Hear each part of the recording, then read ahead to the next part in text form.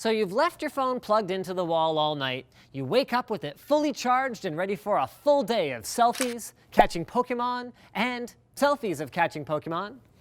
But just a few hours in, you get the dreaded low battery warning and there's nary an outlet in sight. This is where portable battery banks can save the day. You just whip it out of your pocket and bam! No solar panel or flashbacks to playing with the scary Jack-in-the-Box to get the juice you so desperately need.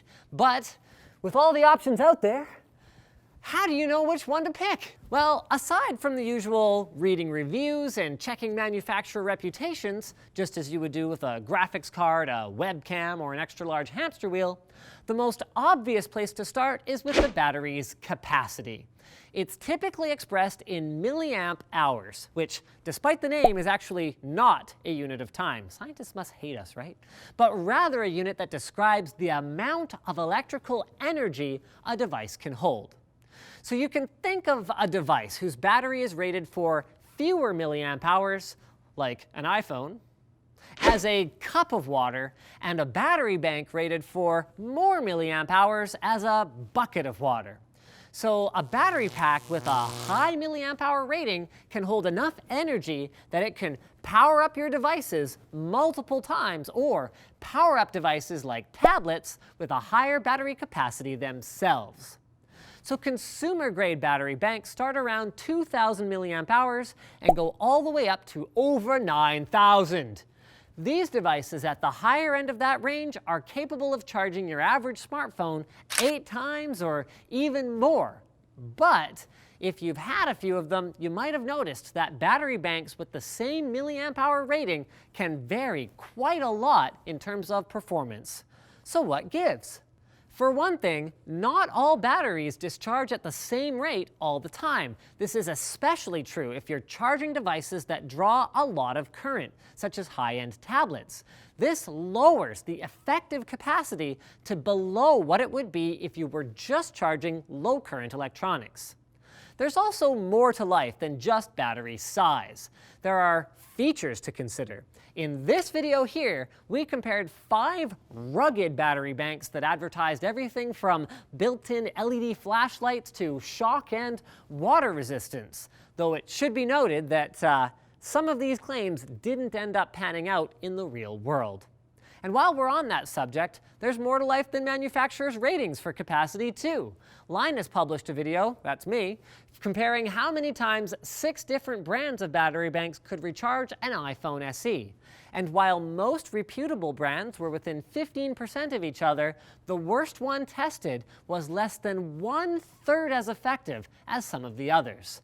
And it doesn't get easier. Charging rate, going back to our water analogy, is how quickly you can pour from your bucket to your cup, and is a huge factor for folks who want to plug in for 20 minutes while getting ready for that big date and not have to carry their charger around for the rest of the night. Typically, battery banks have either 1 amp or 2 amp outputs, both of which are running at the standard USB 5 volts. If you have a device that can accept 2 amps of current, as many newer ones can, then a 2 amp output on your battery bank will not only charge your device faster, but it will also keep it running if you need to use it while it's charging. Keep in mind though, that chargers labeled as 4.8 amp or some other high number are usually referring to total current across all of the ports, which is great if you're going to be plugging in multiple power-hungry devices at once. If the regular USB spec isn't enough for you though, there are even some battery banks that support rapid charging technologies like Qualcomm Quick Charge and Samsung Fast Charge that can power up your devices even more quickly by increasing from 5 volts up to as high as 20 volts. But those require both a device and a charger that support it.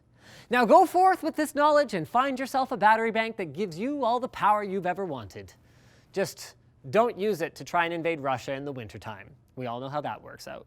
Speaking of working out, that's yet another fantastic use for audiobooks from Audible.com. While you're driving, while you're trying to sleep, while you're sitting there at a family meal pretending to actually be interested in what, crazy Uncle Howard is talking about, audiobooks are a great solution for A, passing the time, or B, finding the time to catch up on the reading that you want to do, but you don't have time to sit and stare at a book for. Audible has literally tens of thousands of audiobooks, including periodicals, fiction, nonfiction, and their platform is super easy to use and compatible with a wide variety of devices, including your smartphone. Audible is offering a free audiobook with a 30-day trial of their membership service. I've been listening to Outlaw's Kiss by Nicole Snow, a tantalizing romantic tale about a girl that falls for her captor, who also happens to be the leader of a renegade motorcycle gang. We've got the link in the video description to get a free audiobook with a 30-day free trial of their membership. That's audible.com/techquickie. So thanks for watching, guys. If you liked the video, do this. If you disliked it, do that. If you want to check out our other channels, do that. If you want to leave a comment, do that. And if you want to subscribe, then do that too.